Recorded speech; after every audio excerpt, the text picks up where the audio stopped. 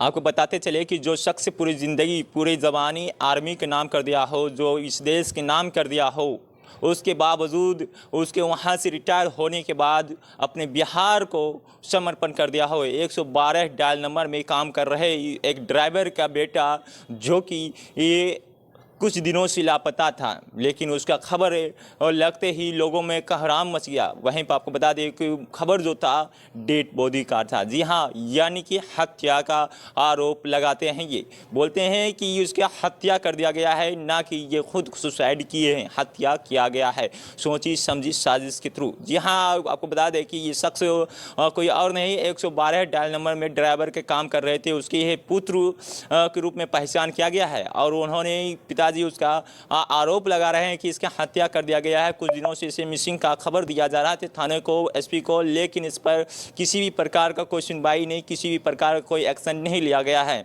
इसके बाद जब खबर आता है तो ये डेड बॉडी था और ये नदी के किनारे पड़ा हुआ था और ये भी आरोप लगा रहे हैं कि इसके जो है ऊपर एसिड को इस्तेमाल किया गया है। लेकिन ये देखने वाली ये बात है कि पोस्टमार्टम रिपोर्ट आने के बाद क्या कुछ इस केस का रुख होगा, ये देखने वाली बात होगा। लेकिन ये सवाल उठता है जिसका जो शख्स उस 112 नंबर डायल में काम कर रहा हो उसके साथ भी अगर ऐसा हो तो फिर आम जनता क्या वो अपने आप को सुरक्षित महसूस कर पाएंगे या फिर नहीं, सवाल बहुत बड़ी है। लेकिन देखने वाली बात यह है कि उसका हत्या किया गया है या फिर सुसाइड है।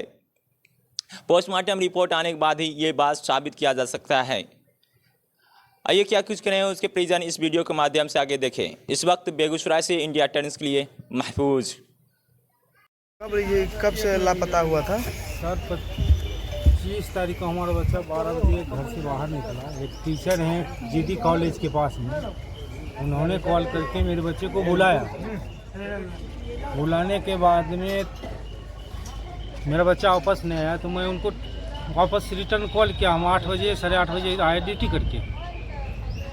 करके आए तो फैमिली बोली कि साहब बच्चा घर नहीं आया है, 12 बजे घर से निकला है। मैं बोली कॉल कीजिए आ जाएगा। तो कॉल की तो उनका कॉल जब नहीं उठाया, मेरा बच्चा स्विच ऑफ बताया तो मैं कॉल करने लगा, तब भी नहीं उठाया। तो फिर मास्टर जी को मैं बोला बुलाया, कौन बोला मास्टर जी का नाम लिया था, मास्टर जी को कॉल किया। मास्टर जी बोले कि हमारे पास तो नहीं आया है। फिर 3 बार कॉल किया मास्टर जी को, तो एक बार मास्टर जी बोले कि आया।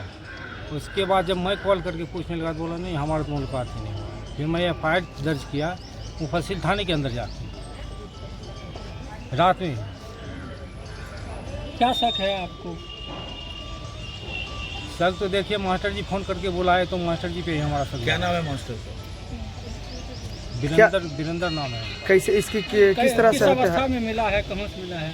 ये गंगा नदी के किनारे आज मैं चाट घाट में। हाँ मोबाइल उसका बता रहा था कौन सा गांव है, उस गांव में खरमपुर गांव में। हम खरमपुर गांव में गए तो एक मुखिया जी वहाँ का है, उनसे मिले तो बोले कि क्लास 21-22 साल का। तो हमारे डाउट पड़ गया 21-22 साल का मेरा ही लड़का है। फिर हम गए तो उसको जो तावीज़ पहनाए थे वो था। उसके बाद अंगूठी हम पहनाए थे, लोहे का अंगूठी पहनाए थे, फिर चांदी का अंगूठी पहनाए थे वो था। फिर सोने का था, भगवान का फोटो निकाल लिया। क्या चीज़ से मोबाइल था उसके जेब में, मोबाइल उसका मिला हमारे को। क्या हत्या क्या चीज़ से हुआ? हत्या सर उसको एसिड डाल दिया है और पूरी तरीके से अंदरूनी मार के एसिड पिला भी दिया है। उसका शरीर खदक रहा है। क्या करता था आपका लड़का? लड़का IIT का टेस्ट IIT कंप्लीट कर रहा था। 3 साल उसका कोर्स हो गया था। क्या नाम था? अंगद कुमार। अंगद। किसी से कोई रंजिश? अभी कौन ड्यूटी करते हैं? अभी मुफस्सिल थाना के अंदर 112 पे मैं ड्राइवर 112 का ERV ड्राइवर बेगूसराय मुफस्सिल थाना। हाँ आप 112 डायल 112 के ड्राइवर हैं? हाँ 112 के ड्राइवर हूँ। पहले मैं 28 साल आर्मी के अंदर ड्यूटी करके रिटायर हुआ हूँ। रिटायर होने के बाद में मैं मुफस्सिल थाना के अंदर ERV पर दोबारा ज्वाइन किया। क्या शक है किस लिए हत्या? क्या शक है आपको किस लिए हत्या किया गया है? क्या पता है कि इनकी किसी से दुश्मनी थी? नहीं, दुश्मनी हमारा किसी से पर्सनल किसी से नहीं है, क्योंकि हम आते ही मैं अपना सर्विस ज्वाइन कर दिया 2 महीना के अंदर।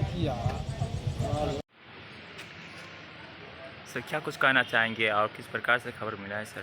देखिए, लगातार बेगूसराय धरती पर जो दिनकर की धरती थी, अब उसे अपराध की धरती हम लोग मन रहे हैं। मैं स्पष्ट कर देना चाहता हूं, आज छात्र की हत्या हुई है। छात्र लगातार संघर्ष कर रहा था, लगातार छात्र पढ़ने में तेज था, लेकिन दुर्भाग्य है जब से नीतीश कुमार भाजपा के गोद में बैठे हैं, बेगूसराय में, खासकर बेगूसराय में अपराध चरम सीमा पार कर गए हैं। मैं सीधे तौर पे आपके चैनल के माध्यम से एसपी को आगाह कर देना चाहता हूं, अगर 2 दिन के अंदर इस छात्र का जो भी हत्या किया है उसे फांसी की सजा अगर नहीं होती है, अगर वो नहीं पकड़ाता है, हमारा संगठन AISF आर पार की लड़ाई प्रशासन के खिलाफ लड़ेगा। जब तक छात्र को न्याय नहीं मिलेगा तब तक हम सड़क पर रहेंगे, आंदोलन करेंगे। आचार संहिता भी है और कहा जाता है कि वो किसी सिपाही का पुत्र था सर। सबसे बड़ी दुर्भाग्य की बात है, जो देश का रक्षा करता था उसके बाद रिटायर होकर बेगूसराय में रक्षा करता था। सुनने में आ रहा है 112 का ड्राइवर है, उनके पुत्र मुफसिल का, उनका पुत्र का हत्या हो जाता है और 3 दिन पहले प्रशासन को आवेदन दिया जाता है कि मेरा पुत्र अपराधी द्वारा पकड़ा गया है, अपराधी को पकड़ लिया है। लेकिन प्रशासन कहीं ना कहीं बौना साबित हो चुका है। प्रशासन कान में रुई डालकर सो चुका है और आचार संहिता का जो धुआं दे रहे हैं, आचार संहिता का जो नाम ले रहे हैं, आचार संहिता अपने जगह पे है। मैं संविधान को मानने वाले हूँ, मैं प्रशासन को मानने वाले हूँ, लेकिन अपराधी अपराधी होता है। अपराधी अगर नहीं पकड़ा जाएगा तो हम आचार संहिता का भी उल्लंघन करेंगे और न्याय के पक्ष में रास्ता पर, सड़क पर उतरेंगे। और जब तक बच्चा को न्याय नहीं मिलता है, छात्र को न्याय नहीं मिलता है, उनके परिवार को न्याय नहीं मिलता है, तब तक हम लोग सड़क पर उतरेंगे। क्या कुछ कहना चाहेंगे सर, जिस प्रकार से लगातार प्रशासन का ढीली रवैया है, इस पर क्या कुछ कहना चाहेंगे? देखिए, सीधे तौर पे मैं आपका बात तमाम चीज़ समझ गया हूँ।